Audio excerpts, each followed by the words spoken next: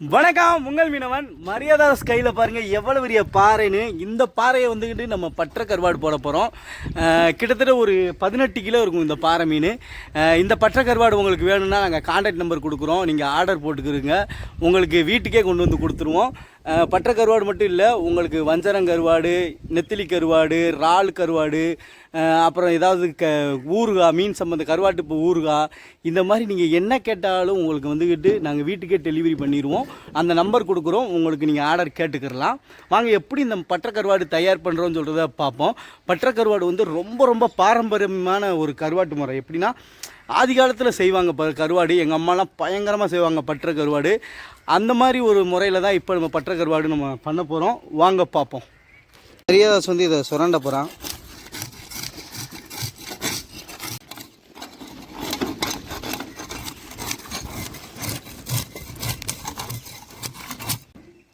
இப்போ வந்து மரியாதாஸ் ஒரு சைடு சுரண்டிட்டான், அப்படி இன்னொரு சைடு.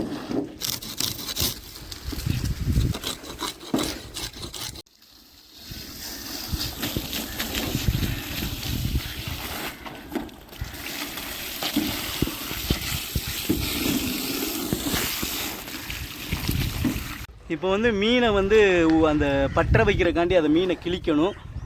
மாமாவும் மரியாதாஸும் இப்போ வந்து அதை கிழிக்க போகிறாங்க. இது வந்து என்னுடைய மாமா, ஒய்ஃப் செஸ்கிலினுடைய அப்பா. மீன் பெருசாக இருக்குது, கத்தி சிறுசாக இருக்குல்ல. அதான் கடுகு சிறுத்தாலும் காரம் குறையான்னு சொல்லுவாங்களா, அந்த மாதிரி தான் இந்த கத்தி.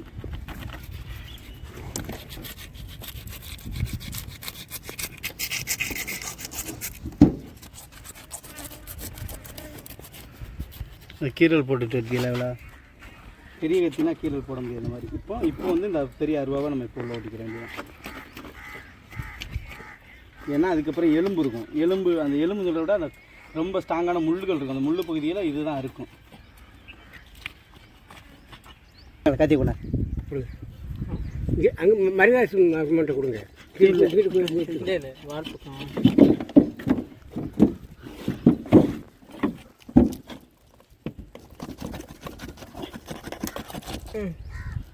சரி, லாப்பால சொல்ல மாதிரி இருக்குங்க.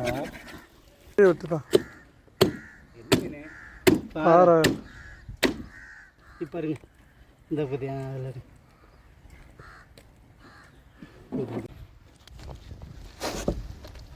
அப்படியே இப்போ தண்ணி ஊற்றிட்டு அப்புறம் இது ஒன்று தண்ணி எடுக்கும்.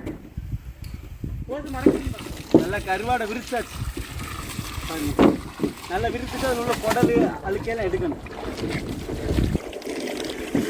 அதை விரிச்சிடும், விட்டு விடுவாங்க தெரியும். அப்படி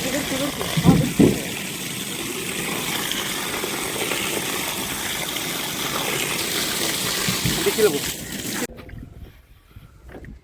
உப்பு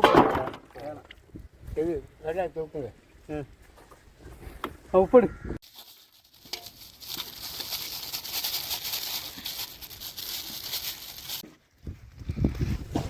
சுத்தமான கடலில் எடுத்த உப்பை வந்து நம்ம எடுத்துக்குவோம். எடுத்துட்டு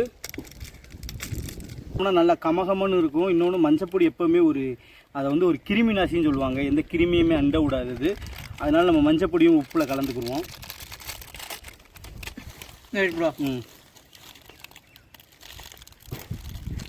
நல்லா மிக்ஸ் பண்ண மாதிரியா சார்? ரெண்டும் மிக்ஸ் பண்ணு. எனக்கு கையில் பொத்துருச்சுடா. நல்லா மிக்ஸ் பண்ணு.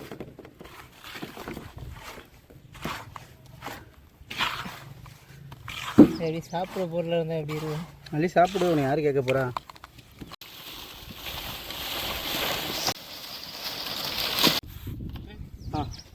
உப்பு தடவை அள்ளி போடு. நான் தடவை அள்ளி தொளிச்சு விட்றா. 2 கையில் அப்படி தெளிச்சு விட்றா. அந்த கை இப்போ காஞ்சுதா?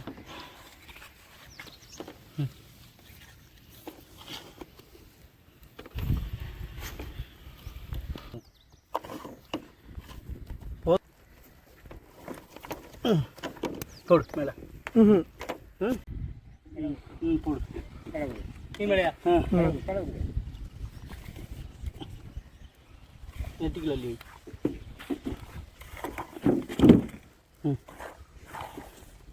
கொண்டா என்கிட்ட. ம் பம்பு ம் அப்படி அள்ளி போடு, அப்படியே மேலே ஊட்டி விடு, அப்படியே அதான் அப்படி விடு.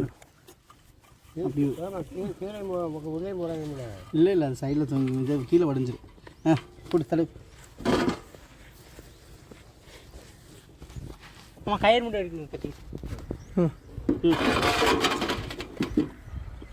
ம் கொஞ்சம் வாங்கிக்கணும்.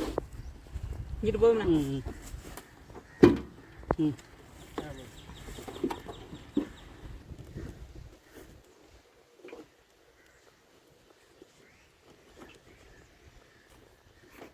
வெட்டுக்கணுங்க. பை வெட்டிக்கிறேன். வெட்டுக்கிறேன்.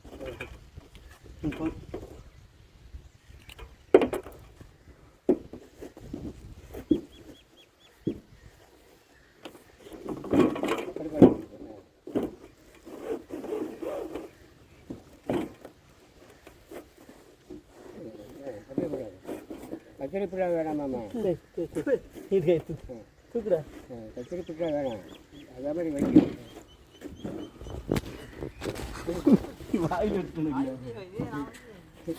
இதே நான் வச்சேன், அப்படி கிழிச்சிட்டு போகிறேன். இதே நான் மட்டும் வச்சேன்.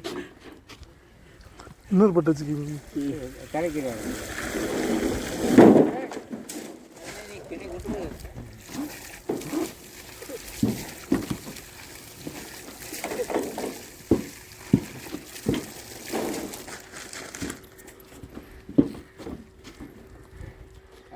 இந்த கைத்துக்கிற வாங்க.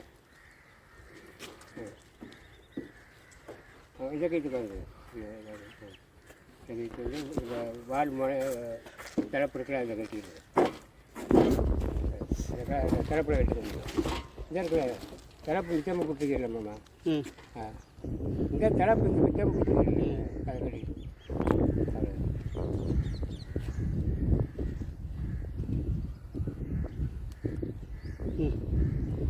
வளர்த்து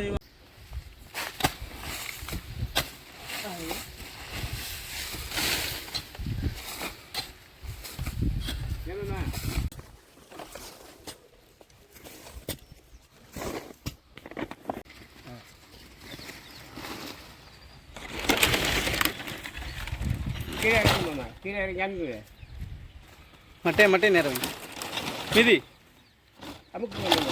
கீழே இறங்குங்க, கீழே இறங்கு, சும்மா இறங்குங்க. அப்படியே அப்படி அப்படி போடுங்க. இந்தா அப்படியே நீளமா அடுக்கு சும்மா. ம் போடுங்க. பாருங்க, பட்டறையில் வச்சுட்டோம். இப்படி பட்டறையில் வைக்கிறது, இது வந்து பட்டை கருவாடு, குழிக்கருவாடு, இது எதனாலும் சொல்லலாம்.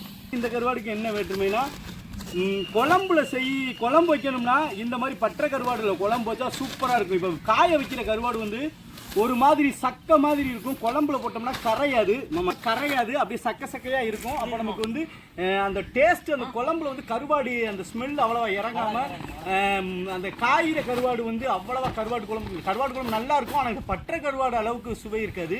இந்த பட்டை கருவாடு என்ன ஆகும்னா, வெயிலில் காய வைக்காதனால அப்படியே உள்ளேயே அப்படியே அந்த தண்ணி அந்த இதெல்லாம் உறிஞ்சு அப்படியே கருவாடாக ரெடி ஆயிரும். அப்புறம் என்ன ஆகும்னா, குழம்புல ஓட்டோம்னா இந்த கருவாடு வந்து அப்படியே குழம்புல கரைஞ்சிடும். கரைஞ்சதுக்கப்புறம் அப்படியே அந்த குழம்புல அந்த பீஸே இல்லாமல் அந்த குழம்பு ரொம்ப கட்டியாக அந்த கருவாடுலாம் அதில் கலக்கப்பட்டு அப்படியே அவ்வளோ ஸ்மெல்லு அவ்வளோ அழகாக இருக்கும். அதோடு நம்ம சோத்தில் போட்டு விரவி சாப்பிட்டோம்னு வைங்களேன், வேற லெவல் டேஸ்ட்டில் இருக்கும். அந்த குழம்பு அந்த கட்டியாக இருக்கும், அந்த சோறில் அந்த கருவாடு அப்படியே மாவு மாதிரி அப்படியே இருக்கும். பிடிச்சி அள்ளி சாப்பிடும்போது செம்ம டேஸ்ட்டாக இருக்கும்.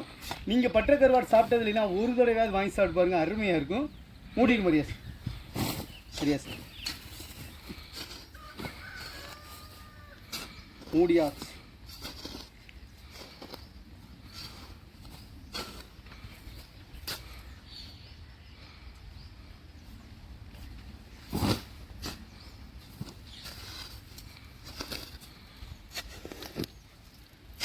பாருங்கள், பட்டை கருவாடுக்கு வந்து இப்போதைக்கு பட்டறைக்குள்ளே வச்சிட்டோம். அது எடுத்ததுக்கப்புறம் எப்படி வரும்னு சொல்லி கண்டிப்பாக இந்த அடுத்த வீடியோவில் போடுறேன் பாருங்கள். இது நம்ம வந்து இது வந்து ஒரு 6-7 நாளில் ரெடி ஆயிரும். முடிஞ்ச வரை அதுக்குள்ளே நீங்கள் இந்த ஆர்டர் எடுத்துருங்க. அப்புறம் வந்துக்கிட்டு இது முடிஞ்சிட்டுனா உங்களுக்கு அடுத்து நாங்கள் பட்டறையில் வச்சு தான் அடுத்து நாங்கள் கொடுப்போம்.